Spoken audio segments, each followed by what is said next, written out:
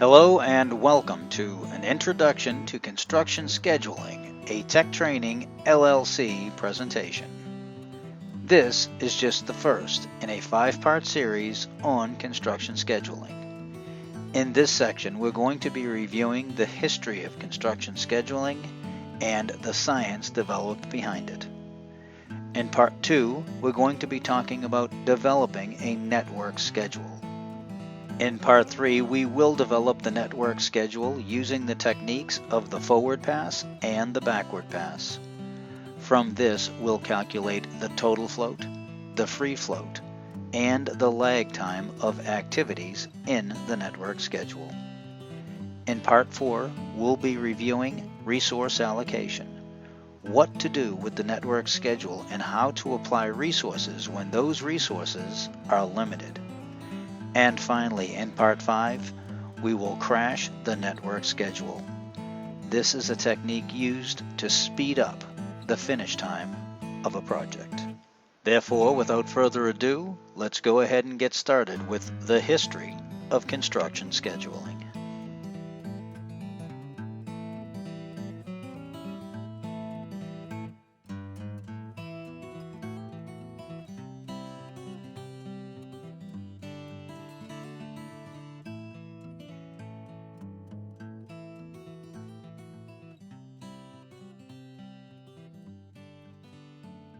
Time is of the essence is not just a phrase. It is in almost every project-based contract, including construction contracts. It means that one party must complete a specific project or task within a specified period of time, or the other party has the right to sue for breach of contract. This is the importance of a construction schedule. So let's start by talking about the difference between planning and scheduling. As Mike Tyson so famously once said, everybody has a plan until they get punched in the face. This is true in the construction industry. Planning can be considered the what of what is going to be done. We can also consider how, where, and who will be performing various tasks or functions on the construction project. Of course, the piece of information that is not provided in planning is when. Owners want their projects completed on time and within budget. Yet management of time and cost did not become a science until after the Industrial Revolution.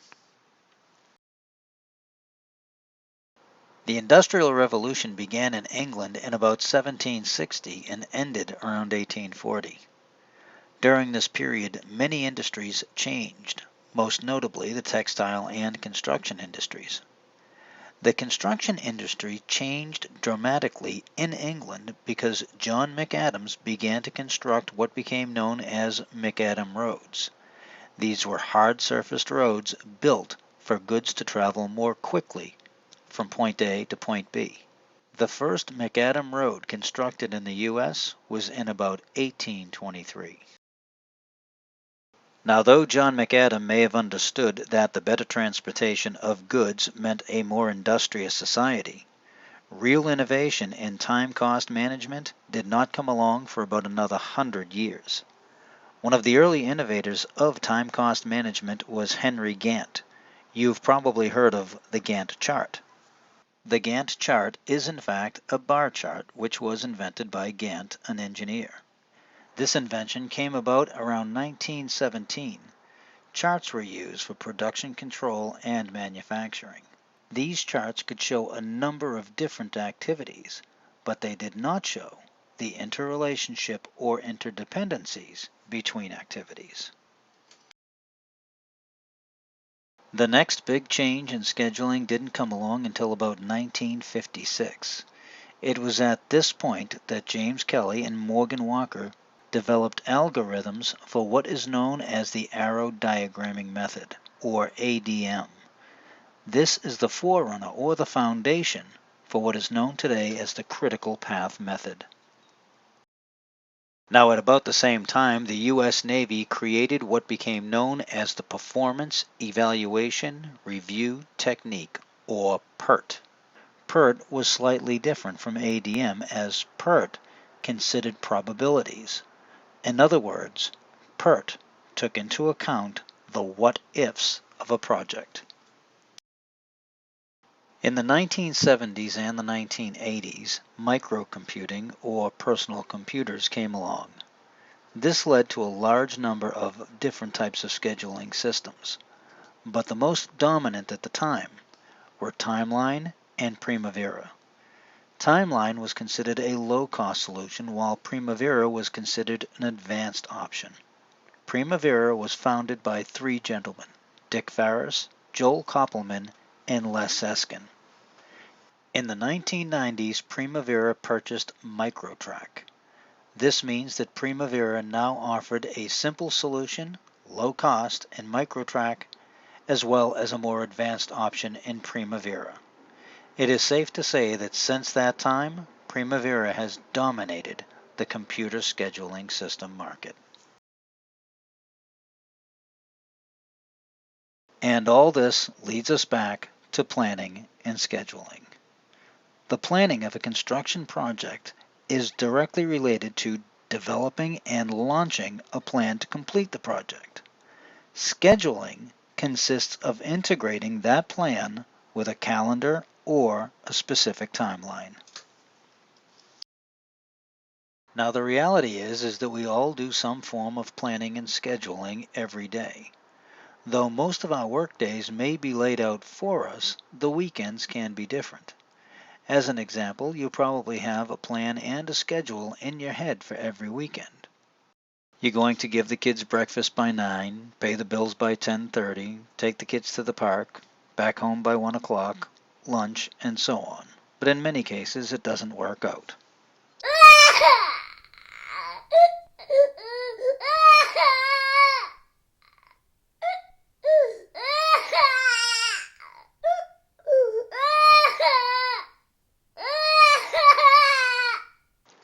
Trust me, I know the feeling.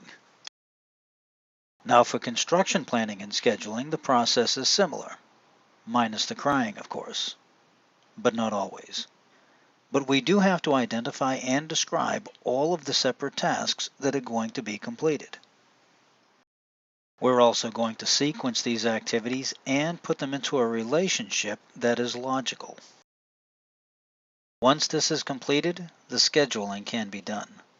The scheduling consists of determining the time needed to complete each task that we've sketched out.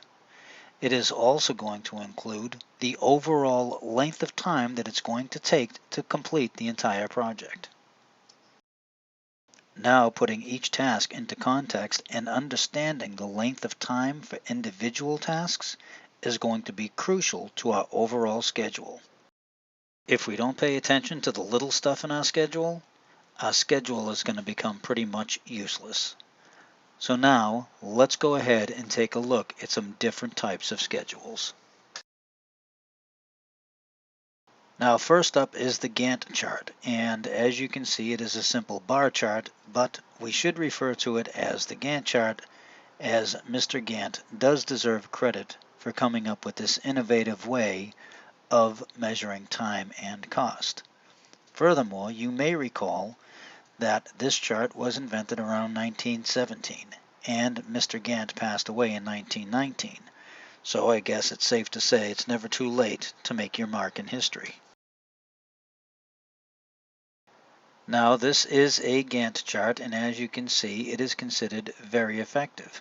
Essentially we are drawing bars or activities onto the chart. Then across the top and the bottom of the chart is a timeline. Here each activity is a bar and it is drawn from the beginning time of that activity until the end time when that activity should be complete.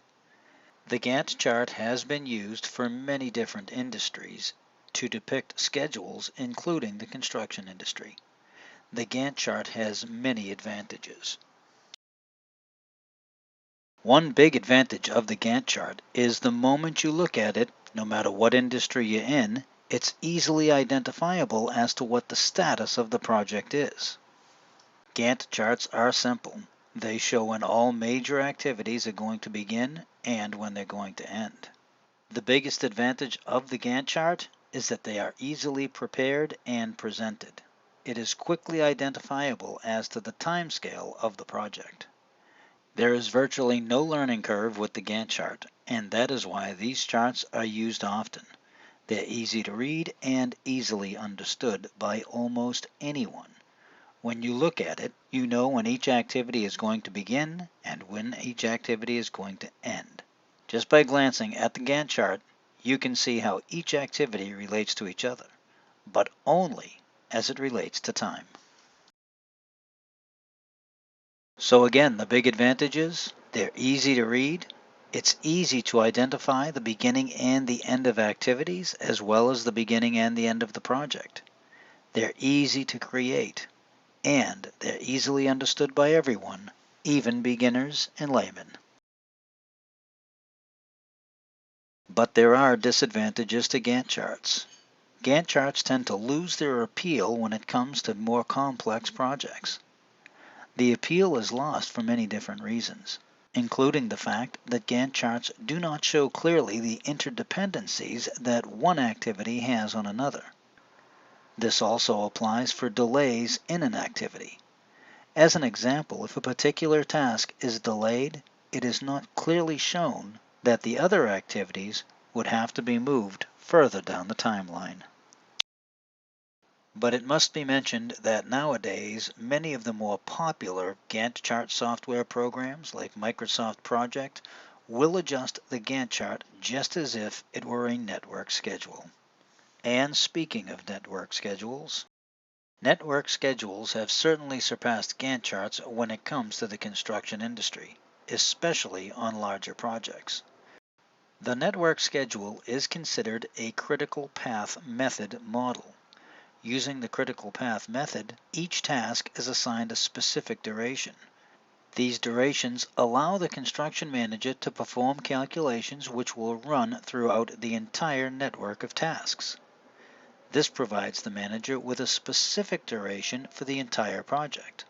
By timing out each task or activity, times are calculated for the entire project, which allows the manager to decide what is the earliest an activity can begin, what is the earliest an activity can finish, what is the latest time that an activity can begin, and what is the latest time that an activity can finish.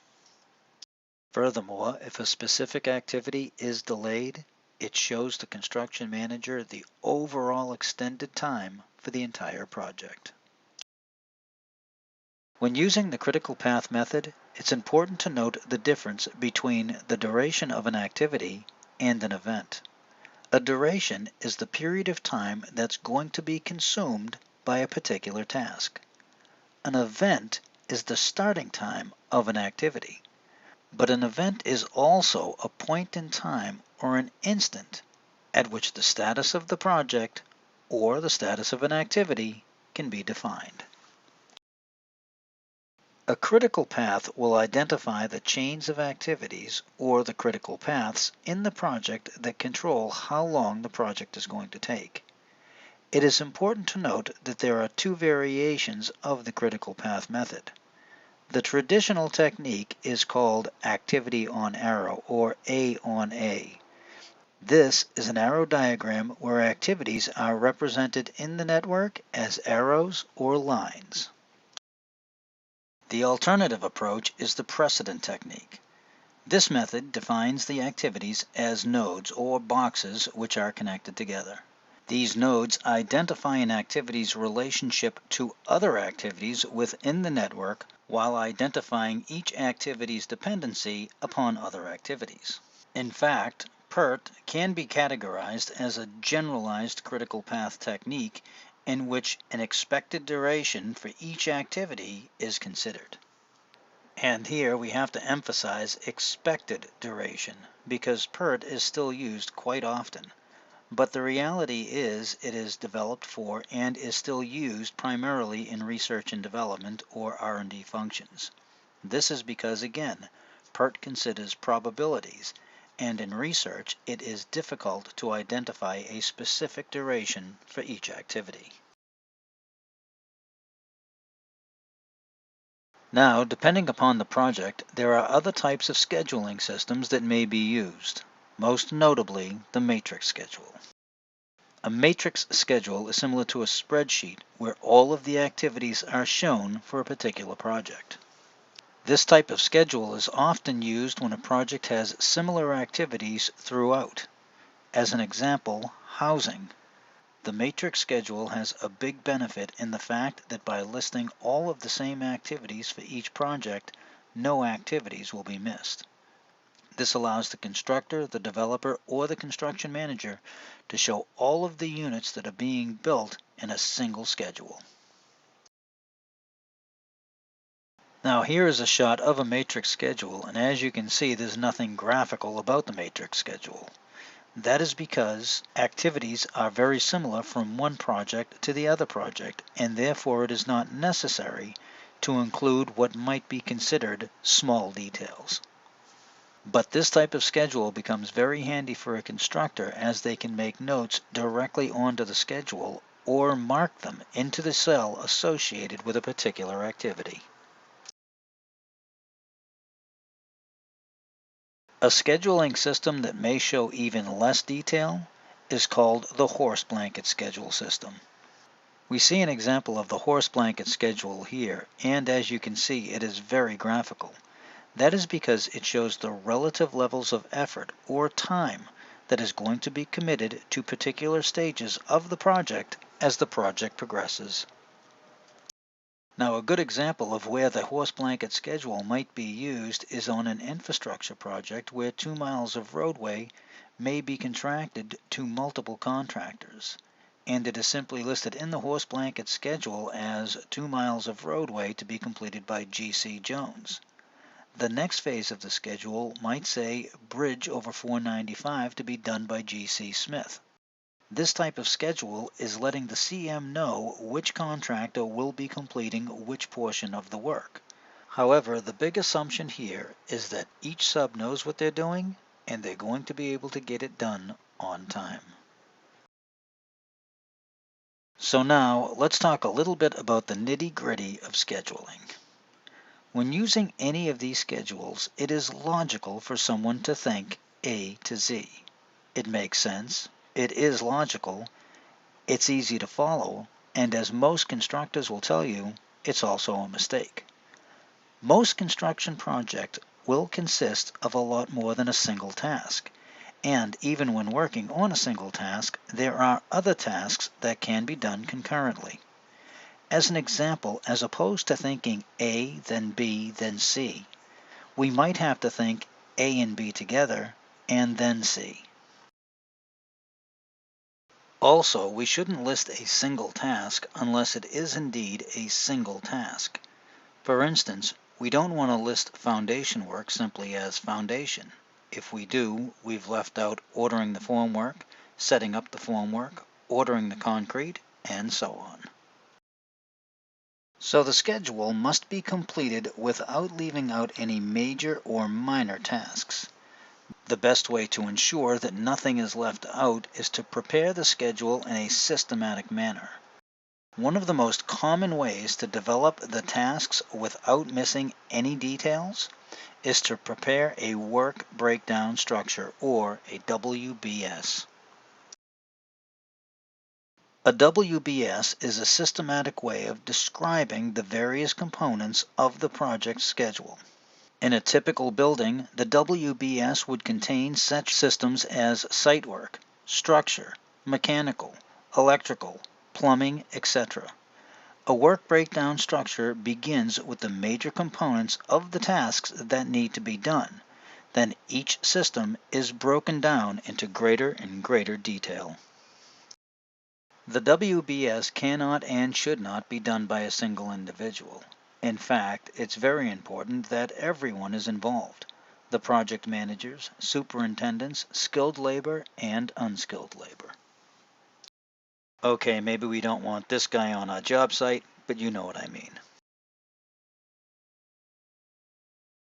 Like the task, the development of the work breakdown structure should be from the top down and not from the bottom up.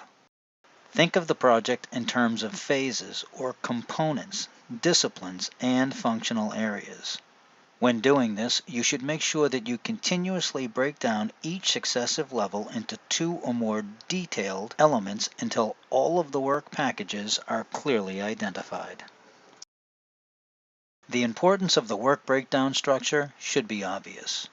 If we took 5 people, all of who are experienced in their particular trade, and asked them to list all of the items that might be necessary to complete a particular task, each of them would have something to contribute. So here we see a single task, site work. But the WBS on the site work may include drainage, grading, paving, landscaping, and so on. So the WBS identifies all of the activities that need to be done within a particular task. But it's important to note that the WBS is not the schedule. It is a tool to formulate the schedule. And, depending upon the size of the project and the project complexity, the WBS may be large or small. Finally, keep in mind that a WBS can be used for many other activities on the project, including hiring subcontractors. In many cases, a WBS will typically be sent to the subs for bids. So to wrap up this section on the WBS can be viewed as a representation of the physical breakdown of all of the work that needs to be performed on a project.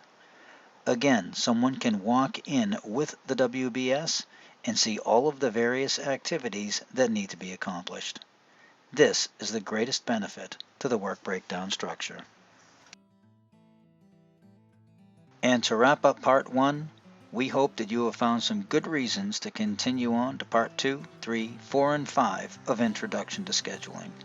But we also hope that you have found some good reasons to begin planning and scheduling your construction projects. If not, one of the biggest reasons is scheduling saves you money.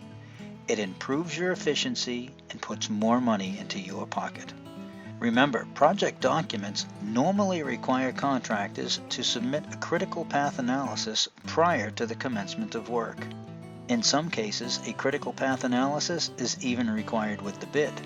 Furthermore, the critical path allows the contractor to examine various trade-offs between time and cost requirements. We'll be examining this in our later presentations. And lastly, accurate monitoring of the project schedule allows the contractor to make decisions quickly that don't impact their bottom line.